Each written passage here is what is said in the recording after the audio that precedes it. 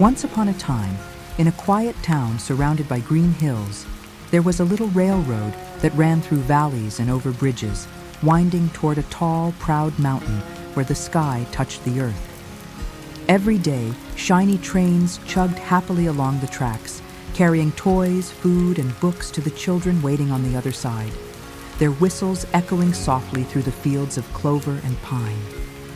One bright morning, a long train filled with dolls, toy animals, candy, and fruit began its journey. The toys waving and laughing as they rolled toward the mountain, their hearts full of excitement.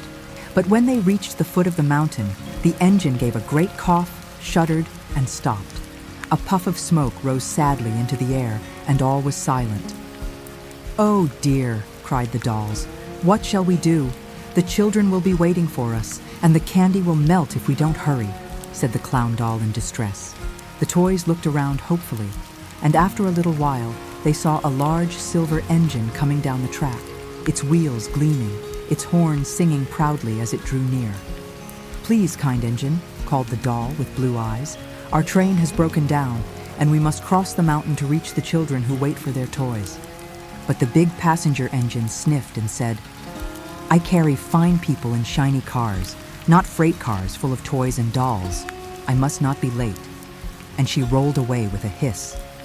The toys sighed, their hearts sinking, until another engine came, a black freight engine pulling long cars of coal that rumbled heavily along the tracks with power and strength. "Please, good engine," called the clown, "help us up the mountain so the children may have their gifts before nightfall."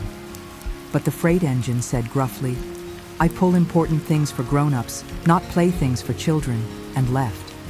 The toys grew quiet.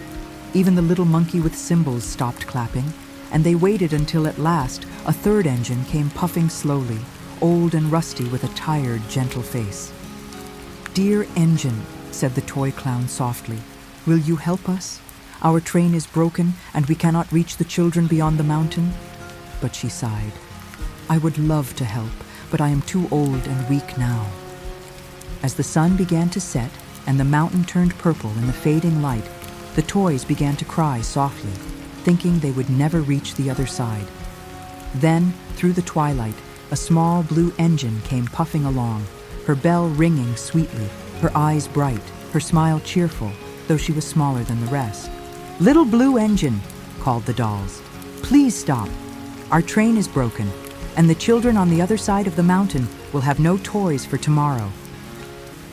The little engine listened kindly, looked at the tall mountain, and said gently, "I've never been over that mountain before, but I'll try because the children must not be disappointed." The toys cheered with joy as the little engine coupled herself to the train, gave a brave puff of steam, and began to pull with all her might.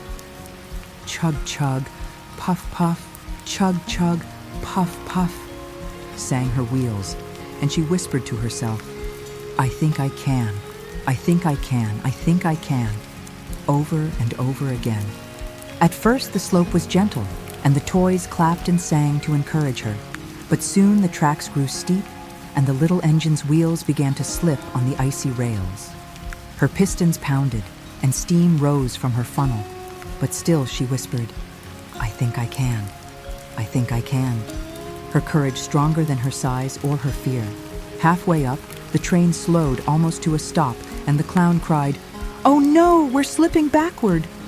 But the little engine gritted her teeth and said, "I think I can, I think I can," again and again.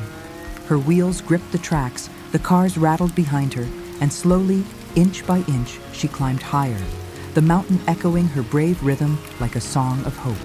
The dolls leaned out the windows and shouted, "You can do it! You can do it!" And the little engine answered, breathless but smiling, "I'm trying my best. I think I can."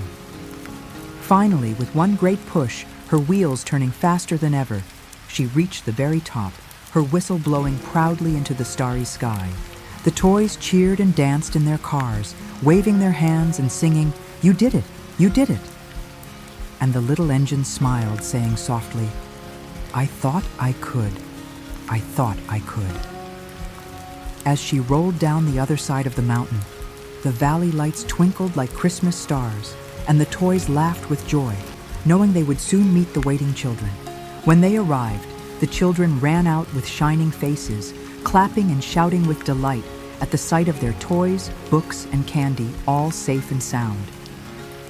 The little blue engine watched quietly as the toys were delivered, her heart warm and full, and though she was tired, she whispered again, "I thought I could."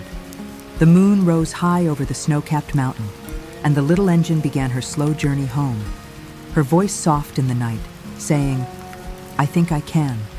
I think I can." From that night on, whenever another engine felt afraid of a tall climb, they remembered her courage and whispered her words, "I think I can. I think I can." And somewhere, far down the line, a child hugged a toy that had arrived just in time, dreaming of the brave little engine who believed in herself. Good night, little engine. Good night, brave dreamers.